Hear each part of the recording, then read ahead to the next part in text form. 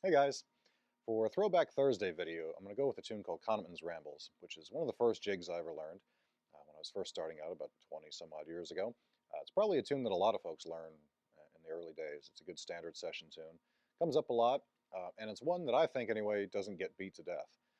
A lot of those ones that folks just start out with, they get kind of played out and they don't really come up in the bigger sessions. But this one, every time it comes up, I don't mind it because there's a lot you can do with it, I think. So I'm going to play it like I always do, up tempo with all the ornaments, and then go back and break down the melody, and then hopefully some of the variations we can take a look at also if you're interested in that sort of thing. So here we go, Connachtman's Rambles.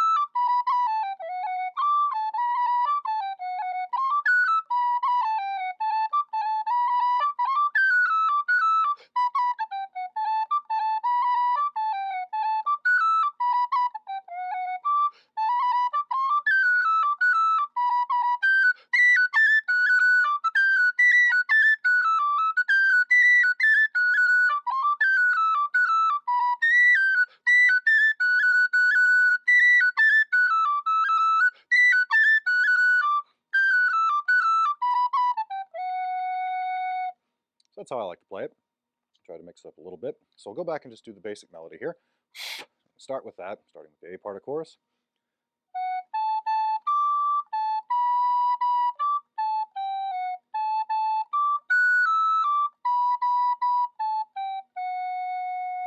Right, so that's the first half. I'll just run that again.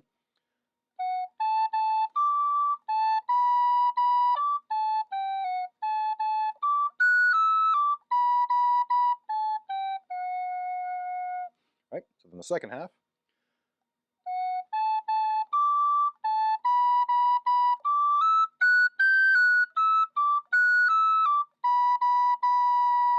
So hopefully you heard that's kind of a repeat, at least the beginning of it. Do that again.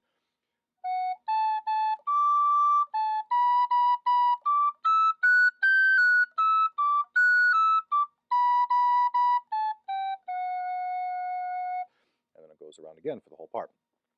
So again, fairly repetitive in that, especially on the F sharps, and the A sticks on that a lot. The B part does a bit of a minor thing. It jumps all the way up to the high B, so we'll do that one here.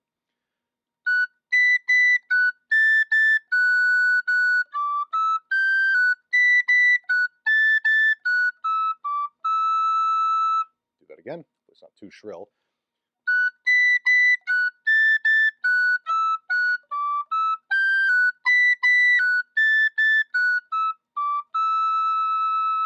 And now, just like the A part, the beginning of the B part is a repeat of what we had before.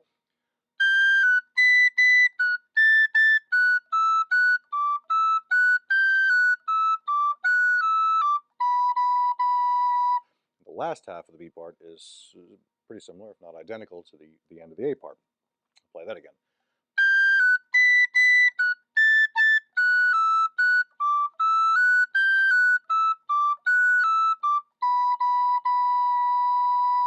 So hopefully not too difficult. It does jump up to that high B, so you want to make sure you get that cleanly, because that's, on a good day, it's a bit of a shrill note, and if you crack it, it gets even worse. So make sure you get that note cleanly. If you are having trouble with that, it's not pleasant, but it's one of those where you just kind of want to sit on it, and you get used to how much air is required for it. Really, the high A is the same way too, because it's easy to hear that kind of rattly, cracky sound as it jumps between the octaves. So if you're having trouble with that, one, don't worry about it. A lot of people do. Just spend a bit of time on those notes. Maybe buy some earplugs, because it'll start to drive you nuts, but it's a good thing to practice. So work on that. Hopefully get the basic melody down. As far as ornaments go, there's a lot of stuff you can do because it's fairly repetitive. It suits the whistle real well. But so when I start out, so the first thing I'm doing is that double tap on the F sharp. And what I'm doing there, in case you didn't catch that, as you hit it quickly. And the rest of that is just short rolls. And then a long roll.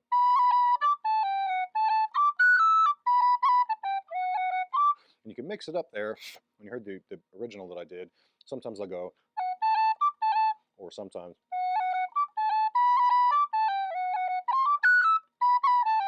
So you can play with it a little bit. You can either do a long roll, or sometimes I'll just sit on that note, especially if I'm playing on the flute.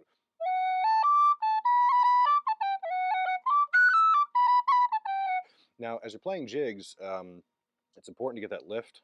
If you're not sure what that means, I did a video probably about a month or so ago that kind of goes into more detail on that, so check that one out, and hopefully that'll explain it a little bit better.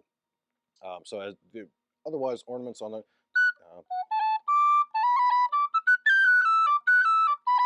I do a couple of things on that little run,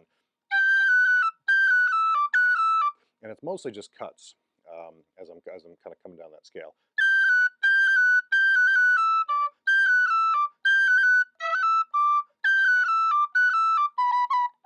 So as I'm playing each note, I'm just doing a bounce basically. So play with that, see what works for you. See if you like any of those, and work in other stuff that you do as you go through. And again, listen to the beginning where I kind of do some variations, maybe get some ideas off of that. Now the B part, because it's so shrill, you definitely want to make sure you have that confidence in those high notes. And once you have that, then you can work in some ornaments. But so I like to do a short roll on that A just because it kind of helps pop that note out.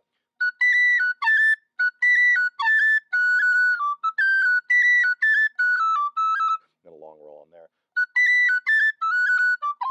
Oh, that's the other thing I like to do is a couple of triplets. You can do that a few different ways. You can do that kind of transition.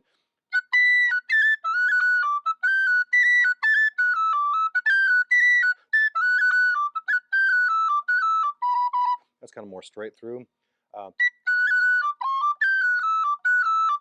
It's just kind of a cool way to mix it up a little bit. Sorry.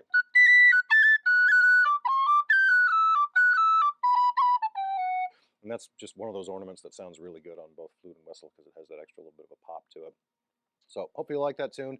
It's a great standard one that does tend to come up a lot, and I still kind of find it fun to play, unlike some of those other ones that you just kind of go, when you have to hear them at a session. I really like it, so I'm happy when somebody breaks it out. So hopefully you liked it. Let me know in the comments if you got any other suggestions or requests and all that good stuff, and I'll see you guys in the next one. Cheers.